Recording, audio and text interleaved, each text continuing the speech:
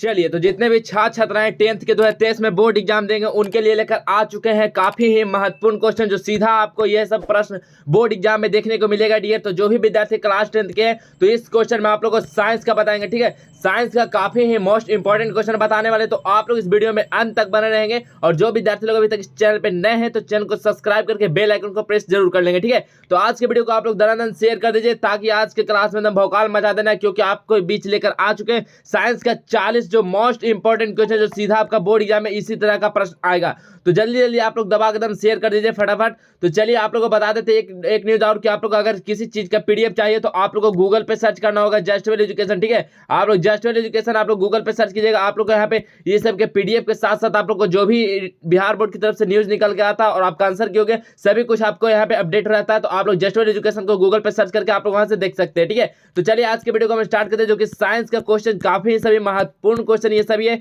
तो आप लोग के लिए इस वीडियो में अंत तक बना रहना काफी जरूरी, क्योंकि एक एक प्रश्न आप लोग के लिए काफी महत्वपूर्ण है। तो बताइए पहला क्वेश्चन है क्या है, 1 मीटर फोकस दूरी वाले उत्तल लेंस की क्षमता क्या होती है। बताइए जो 1 मीटर अगर फोकस दूरी है तो उसके उत्तल लेंस की क्षमता क्या होगी।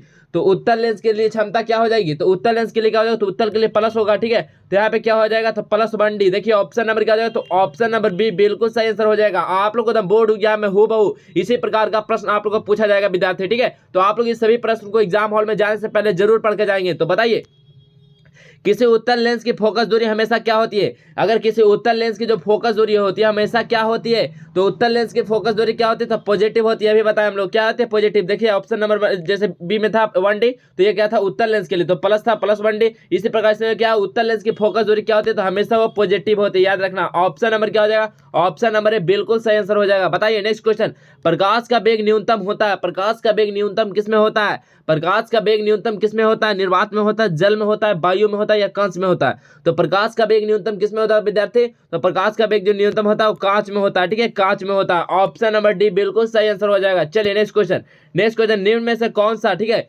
निम्न में से कौन सा पदार्थ लेंस बनाने के लिए प्रयुक्त नहीं किया जाता। बताइए बहुत ही शानदार क्वेश्चन, ये आपका प्रीवियस ईयर क्वेश्चन पूछा जा चुका है और बहुत बार ये क्वेश्चन पूछा गया है। निम्न में से कौन सा पदार्थ है जो लेंस बनाने के लिए प्रयुक्त नहीं किया जाता है, जल को या कांच को या प्लास्टिक को या मिट्टी को। तो किसको प्रयुक्त नहीं करते, तो मिट्टी को नहीं किया जाता। ऑप्शन नंबर डी बिल्कुल सही आंसर हो जाएगा 4 का। चलिए नेक्स्ट क्वेश्चन की ओर बढ़ते हैं। तो नेक्स्ट क्वेश्चन देखिए, सामान्य मानव नेत्र का दूर बिंदु, ठीक है, सामान्य मानव नेत्र का दूर बिंदु क्या होता है। ये सभी क्वेश्चन आप लोगों के लिए काफी महत्वपूर्ण है। यही सब क्वेश्चन का है जो आपको पिछले ईयर में पूछा जा चुका है, यही सब क्वेश्चन है और यही सब क्वेश्चन आपको घुरा फिरा कर बोर्ड एग्जाम में आता है, ठीक है। तो बताइए सामान्य नेत्र का दूर बिंदु कितना होता है, 25 सेंटीमीटर होता है, 25 mm होता है, 25 मीटर होता है या इनफाइनाइट होता है। तो सामान्य नेत्र का दूर बिंदु कितना होता है, तो दूर बिंदु याद रखना अनंत होता है। और देखिए और निकट बिंदु कितना होता है, तो 25 सेंटीमीटर होता है, ठीक है, याद रखना 25 होता है निकट और दूर के लिए अनंत होता है। चलिए नेक्स्ट क्वेश्चन, निकट दृष्टि दोष वाले व्यक्ति के लिए चश्मे में होता है। बताइए निकट दृष्टि दोष अगर किसी व्यक्ति को हुआ है तो उसका चश्मा में कौन सा लेंस लगेगा, उत्तल लेंस का लगेगा, अवतल लगेगा, बेलनाकार लगेगा या कोई नहीं लगेगा। तो बताइए निकट दृष्टि दोष अगर कोई व्यक्ति को होता है तो उसके चश्मा में कौन सा लेंस लगेगा, तो अवतल लेंस लगेगा, ठीक है, अवतल लेंस। कैसे याद रखना, तो आप लोग देखिए निकट क्या है 3 डिजिट है, तो इसको हम लोग 4 डिजिट वाला से याद रखेंगे कि अवतल लगेगा। और दूर के लिए क्या हो जाएगा, तो दूर देखिए 2 डिजिट क्या है, तो वहाँ पर याद रखना 3 डिजिट का हो जाएगा उत्तल, ठीक है। इस प्रकार से आप लोग याद रख सकते हैं। तो निकट के लिए देखिए 4 अक्षर वाला अवतल हो जाएगा, ठीक है। तो ऑप्शन नंबर भी बिल्कुल सही आंसर हो जाएगा। नेक्स्ट क्वेश्चन, विभवांतर का ऐसा मात्रक क्या होता है, विभवांतर का ऐसा मात्रक क्या होता है, जूल होता है, वाट होता है, एम्पियर होता है या वोल्ट होता है। विभवांतर का ऐसा मात्रक क्या होता है, बहुत ही इजी क्वेश्चन है, आप लोग बता सकते हैं इसका आंसर। तो विभवांतर का ऐसा मात्रक क्या होता है, जूल होता है, वाट होता है, एम्पियर होता है या वोल्ट होता है। तो विभवांतर का ऐसा मात्रक वोल्ट होता है, ठीक है। ऑप्शन नंबर डी बिल्कुल सही आंसर हो जाएगा volt. Next question,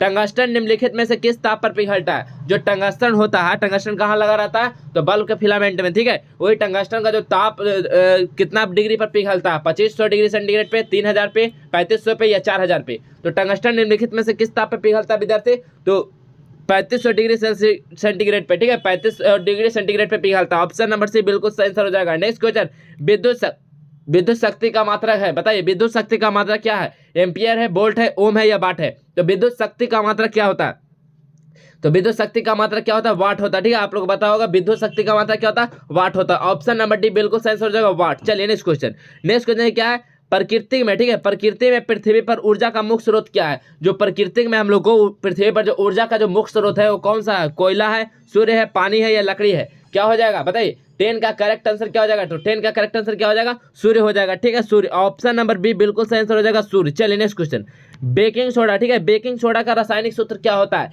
baking soda का जो रासायनिक सूत्र होता है क्या होता है, NaHCO3 होता है, NaOH होता है, Na2CO3 होता है, या KOH होता है, पोटेशियम हाइड्रोक्साइड होता है, क्या होता है बताइए, बेकिंग सोडा का रासायनिक सूत्र क्या होता है, तो बेकिंग सोडा का रासायनिक सूत्र क्या होता है, तो NaHCO3 होता है। ठीक है, क्या होता है, NaHCO3 होता है। ऑप्शन नंबर क्या हो जाएगा, तो ऑप्शन नंबर ए बिल्कुल सही आंसर हो जाएगा, बेकिंग सोडा का रासायनिक सूत्र। नेक्स्ट क्वेश्चन, अम्लीय ऑक्साइड के लिए विलयन का पीएच क्या होता है, अगर अम्लीय ऑक्साइड होगा तो विलयन का पीएच कितना होना चाहिए, 7 के बराबर होना चाहिए, 7 से अधिक होना चाहिए, 7 से कम होना चाहिए, कोई नहीं। देखिए अम्लीय ऑक्साइड के लिए आप लोग याद रखना, अम्लीय के लिए क्या होगा, 7 से कम होगा। अगर उदासीन पूछा जाए तो 7 के क्या हो जाएगा, 7 के बराबर हो जाएगा। अगर क्षारीय ऑक्साइड के लिए पूछा जाए तो 7 से अधिक हो जाएगा। ठीक है, याद रखना है। तो यहाँ पे अम्लीय ऑक्साइड के लिए 7 से कम हो जाएगा। ऑप्शन नंबर सी बिल्कुल सही आंसर हो जाएगा। नेक्स्ट क्वेश्चन, निम्नलिखित में कौन अधातु है, ऑप्शन में दिया गया है, इसमें से पूछा है कि कौन अधातु है, Fe मतलब लोहा है, कार्बन है, एल्युमिनियम है, या सोना है, बताइए क्या हो जाएगा, इसमें से करेक्ट आंसर क्या हो जाएगा, निम्नलिखित में कौन अधातु है, तो इसमें से कौन अधातु है, तो 13 का करेक्ट आंसर क्या हो जाएगा, तो लोहा। लोहा क्या है, एक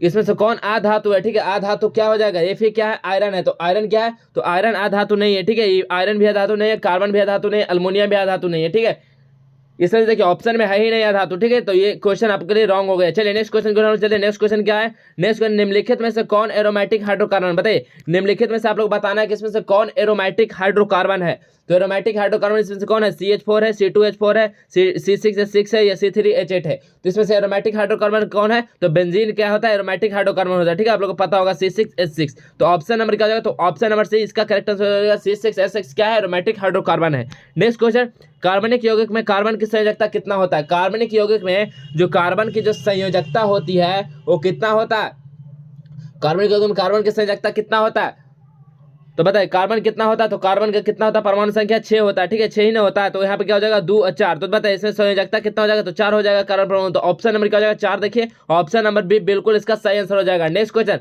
कार्बनिक यौगिक का आवश्यक तत्व क्या है, कार्बनिक यौगिक बनाने के लिए जो आवश्यक तत्व क्या होता है, तो कार्बन का सबसे ज्यादा वहाँ पे महत्वपूर्ण रहता है, इसलिए ऑप्शन नंबर ए बिल्कुल सही आंसर हो जाएगा। कार्बनिक यौगिक के लिए आवश्यक तत्व क्या हो जाएगा, कार्बन, ऑप्शन नंबर ए सही आंसर हो जाएगा। नेक्स्ट क्वेश्चन, हीलियम परमाणु के बाहरी कक्षा में कितने इलेक्ट्रॉन रहते हैं, जो हीलियम परमाणु है उसके बाहरी कक्षा में कितने इलेक्ट्रॉन रहते हैं, तो बाहरी कक्षा में कितने इलेक्ट्रॉन रहते हैं, तो हीलियम का कितना होता है, तो 2 होता है परमाणु संख्या। ठीक है, तो यहाँ पे कितना हो जाएगा, 2। ठीक है, तो इसका कितना होता है, बाह्यतम कक्षा में कितने इलेक्ट्रॉन होते हैं, तो 2 होते हैं। ठीक है, तो ऑप्शन नंबर क्या हो जाएगा, तो ऑप्शन नंबर बी बिल्कुल सही आंसर हो जाएगा, 2। नेक्स्ट क्वेश्चन को चलते हैं। नेक्स्ट क्वेश्चन, भोजन का पचाना। ठीक है, भोजन का पचना किस प्रकार की अभिक्रिया है, भोजन जो हम लोग को पेट में पचता है किस प्रकार का अभिक्रिया है, उपचयन अभिक्रिया, संयोजन अभिक्रिया, अपचयन अभिक्रिया, या विस्थापन अभिक्रिया, कमेंट कीजिए जल्दी आप लोग, फटाफट लाइव सेशन में आंसर कीजिए। भोजन का पचना किस प्रकार की अभिक्रिया है, तो बताइए भोजन का पचना ये किस प्रकार का अभिक्रिया है, तो ये जो है उपचयन अभिक्रिया है। कौन सा अभिक्रिया है, तो उपचयन अभिक्रिया, याद रखना। भोजन का पचना किस तरह का अभिक्रिया है, तो उपचयन अभिक्रिया, ऑप्शन नंबर ए बिल्कुल सही आंसर हो जाएगा, उपचयन अभिक्रिया। नेक्स्ट क्वेश्चन, पौधे में बाष्पोत्सर्जन किस भाग में होता है, जो पौधों में जो बाष्पोत्सर्जन होता है ये किस भाग में होता है, पौधा के, तो पौधा के पत्ता में होता है। ठीक है, याद रखना, पौधा के पत्ता में क्या होता है, बाष्पोत्सर्जन होता है, ऑप्शन नंबर सी बिल्कुल सही आंसर हो जाएगा। नेक्स्ट क्वेश्चन, प्रकाश संश्लेषण द्वारा किसकी प्राप्ति होती है, जो प्रकाश संश्लेषण द्वारा जो प्राप्त करता है पौधा, वो किसका प्राप्त करता है, वसा को, प्रोटीन को, ग्लूकोज को, या प्रकाश को, तो प्रकाश संश्लेषण द्वारा किसकी प्राप्ति होती है, तो 20 का करेक्ट आंसर क्या हो जाएगा, ग्लूकोज की प्राप्ति होती है, ऑप्शन नंबर सी बिल्कुल सही आंसर हो जाएगा। नेक्स्ट क्वेश्चन, निम्नलिखित में से कौन सा पादप हार्मोन है, बताइए जो ऑप्शन में दिया गया इसमें से पूछ रहा है कि कौन सा ऐसा हार्मोन है जो पादप हार्मोन है, इंसुलिन है, थायरॉक्सिन है, एस्ट्रोजन है, या साइटोकाइनिन है, तो बताइए इसमें से कौन सा पादप हार्मोन है, तो कौन सा पादप हार्मोन है डियर, तो साइटोकाइनिन क्या है, ये पादप हार्मोन है, तो ऑप्शन नंबर डी बिल्कुल सही आंसर हो जाएगा, साइटोकाइनिन। नेक्स्ट क्वेश्चन, उभयलिंग जंतु कौन नहीं है, बताइए इसमें से जो ऑप्शन में दिया गया इसमें से पूछा है उभयलिंग जंतु कौन नहीं है, घोड़ा, हाथी, हाइड्रा, या मछली, बताइए चारों में से कौन है जो उभयलिंग जंतु नहीं है, तो इसमें से कौन है जो उभयलिंग जंतु नहीं है, तो इसका करेक्ट आंसर क्या होगा, मछली। मछली क्या है, उभयलिंग जंतु नहीं है, तो ऑप्शन नंबर डी बिल्कुल सही आंसर हो जाएगा, मछली। नेक्स्ट क्वेश्चन को बढ़ते हैं। नेक्स्ट क्वेश्चन क्या है, पुरुष के केंद्र में, ठीक, सॉरी डियर, पुष्प के केंद्र में, ठीक है, पुष्प केंद्र में अवस्थित मादा जननांग क्या है, पुष्प के केंद्र में जो अवस्थित मादा जननांग होता है वो क्या होता है, स्त्री केसर होता है, पुंकेसर होता है, परागकण होता है, या परागकोश होता है, तो 23 का करेक्ट आंसर क्या हो जाएगा, पुष्प के केंद्र में अवस्थित मादा जननांग क्या होता है, तो स्त्री केसर होता है। ठीक है, स्त्री केसर होता है, बायोलॉजी का क्वेश्चन आप लोग याद रखना है, स्त्री केसर, ऑप्शन नंबर ए बिल्कुल सही आंसर हो जाएगा। नेक्स्ट क्वेश्चन, इनमें कौन मादा जननांगों से निकलने वाला एक हार्मोन नहीं है, बताइए इसमें से जो ऑप्शन में दिया गया इसमें से पूछा है कि कौन है जो मादा जननांग से निकलने वाला है हार्मोन नहीं है, एस्ट्रोजन है, टाइलिन है, रिलैक्सिन है या ऑक्सिन है।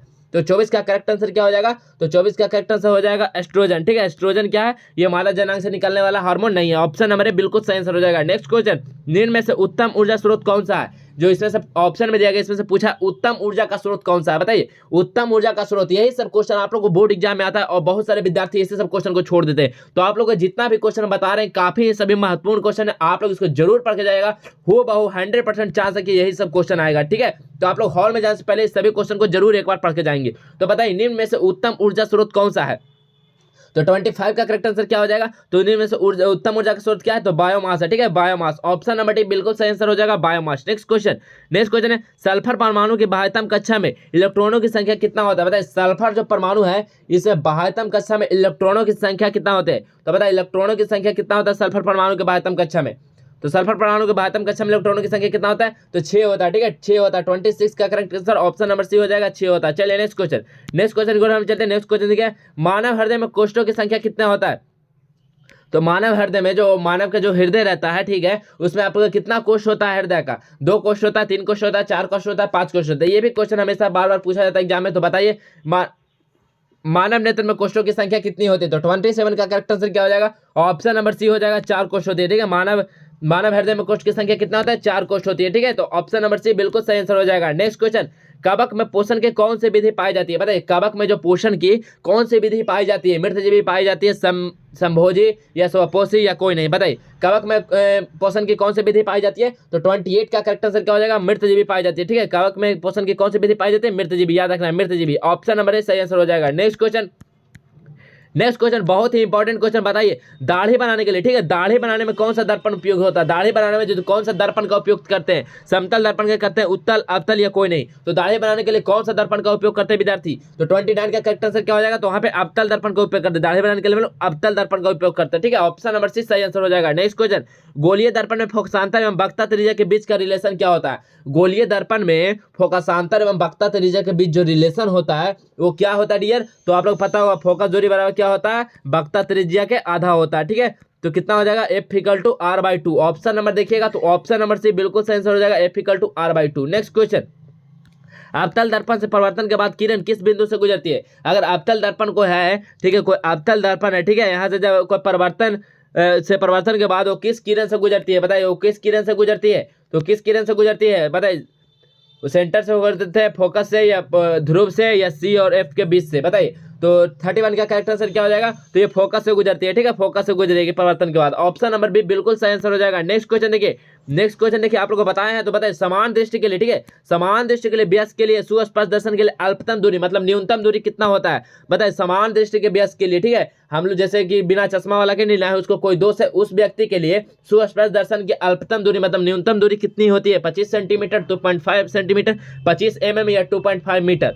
तो 32 का कितना कौन सा करेक्ट आंसर हो जाएगा? तो ऑप्शन नंबर सही आंसर हो जाएगा, 25 सेंटीमीटर होता है अल्पतम दूरी। चलिए नेक्स्ट क्वेश्चन, स्पेक्ट्रम में किस रंग के किरण का विचलन झुकाव अधिक होता है? बताइए जो स्पेक्ट्रम होता है उसमें कौन सा रंग के किरण का विचलन झुकाव अधिक होता है? ठीक है, स्पेक्ट्रम आप लोग देखे होंगे, ठीक है, इसमें जो कौन सा जो रंग होता है जिसका विचलन सबसे अधिक झुकाव होता है, कौन सा रंग का होता है? तो बताइए इसमें जो कौन सा रंग होता है? तो 33 का करेक्ट आंसर क्या हो जाएगा? तो इसमें देखिएगा तो बैगनी का सबसे ज्यादा झुकाव होता है। तो ऑप्शन नंबर डी बिल्कुल सही आंसर हो जाएगा, बैगनी रंग का। नेक्स्ट क्वेश्चन, निम्न में से कौन अर्धचालक नहीं है? बताइए इसमें से कौन है जो अर्धचालक नहीं है? ठीक है, सिलिकॉन, जर्मेनियम, पारा या कोई नहीं? बताइए इसमें से कौन है जो अर्धचालक नहीं है? तो 34 का करेक्ट आंसर क्या हो जाएगा? तो पारा क्या है? तो पारा अर्धचालक नहीं है। बाकी जर्मेनियम, सिलिकॉन ये क्या है? दोनों अर्धचालक है। तो ऑप्शन नंबर क्या हो जाएगा इसका? तो ऑप्शन नंबर सी बिल्कुल सही आंसर हो जाएगा, पारा क्या अर्धचालक नहीं है। नेक्स्ट क्वेश्चन, विभव का मात्रा क्या होता है? विभव का मात्रा क्या होता है? एम्पियर होता है, वोल्ट होता है, ओम होता है, वाट होता है? कमेंट कीजिए इसका सही आंसर क्या होगा। विभव का मात्रा क्या होता है डियर?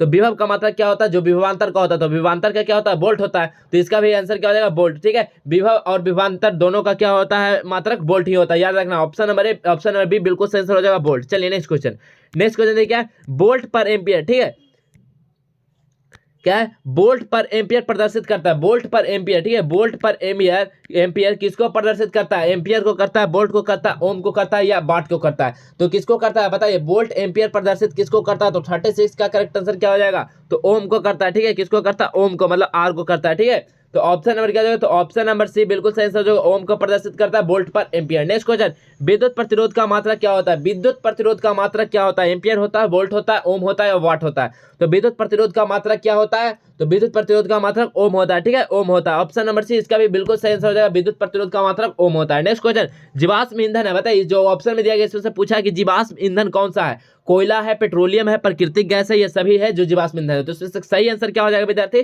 जीवाश्म ईंधन क्या होता है? तो बताइए 38 का करेक्ट आंसर जीवाश्म ईंधन क्या है? तो कोयला भी एक जीवाश्म ईंधन है, पेट्रोलियम भी जीवाश्म ईंधन है, प्राकृतिक गैस भी जीवाश्म ईंधन है। इसलिए इसका करेक्ट आंसर क्या हो जाएगा? ऑप्शन नंबर डी सभी हो जाएगा। ठीक है, सभी क्या है? जीवाश्म ईंधन है। नेक्स्ट क्वेश्चन, श्वसन किस प्रकार की रासायनिक अभिक्रिया है? जो श्वसन है ये किस प्रकार की रासायनिक अभिक्रिया? उपचयन अभिक्रिया, संयोजन अभिक्रिया, उसमें क्षेपीय अभिक्रिया, उसमें शोषीय अभिक्रिया।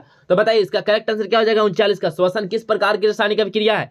तो किस प्रकार की रासायनिक अभिक्रिया विद्यार्थी? तो उष्मा क्षेपीय अभिक्रिया। ठीक है, याद रखना उष्मा क्षेपीय अभिक्रिया होती है। ऑप्शन नंबर सी बिल्कुल सही आंसर हो जाएगा। नेक्स्ट क्वेश्चन, जल में घुलनशील क्षारक कहलाते हैं। जो जल में जो घुलनशील क्षारक होते हैं वो क्या कहलाते हैं? अम्ल कहलाते हैं, क्षार कहलाते हैं, लवण कहलाते हैं, या इनमें से कोई नहीं? तो जल में जो घुलनशील क्षारक क्या कहलाते हैं? तो कमेंट कीजिए आपको इसका सही आंसर क्या हो जाएगा। तो जल में जो घुलनशील क्षारक है उसको हम लोग क्या बोलते हैं विद्यार्थी? तो उसको हम लोग क्षार बोलते हैं। ठीक है, जल में जब घुलनशील क्षारक हम लोग क्षार बोलते हैं। ऑप्शन नंबर बी बिल्कुल इसका सही आंसर हो जाएगा। तो देखिए आज के लाइव सेशन में आप लोगों को 40 जो एमसीक्यू जो कि काफी मोस्ट VVI क्वेश्चन था, तो आपको सीधा ये सब क्वेश्चन बोर्ड एग्जाम में देखने को मिलेगा। इसलिए हम आप लोग को बोलते हैं कि वीडियो में अंत तक रखकर जरूर आप लोग सभी क्वेश्चन को देखें, क्योंकि आप लोग के लिए एक एक प्रश्न काफी ही महत्वपूर्ण क्वेश्चन था। ठीक है, और इसके नेक्स्ट वीडियो में भी आपको इंपॉर्टेंट क्वेश्चन 40 और देंगे, बस इससे ज्यादा आप लोगों का साइंस का क्वेश्चन नहीं आएगा बाहर। ठीक है, तो आप लोग इस सभी वीडियो को जरूर ध्यान से देखना है और अपने दोस्तों के पास जरूर शेयर करना। ठीक है, और जो लोग अभी तक चैनल पर नए हैं तो चैनल को सब्सक्राइब कर देंगे, और सभी चीज का अगर PDF पाना चाहते हो तो आप लोगों को गूगल में सर्च करना होगा, जस्ट वेल एजुकेशन। आप लोगों को सभी कंटेंट आप लोगों को वहां पे मिल जाएगी। ठीक है, तो चलिए आज के वीडियो में बस इतना ही रह देते हैं, मिलते हैं हम अगले वीडियो में। तब तक के लिए जय हिंद, वंदे मातरम।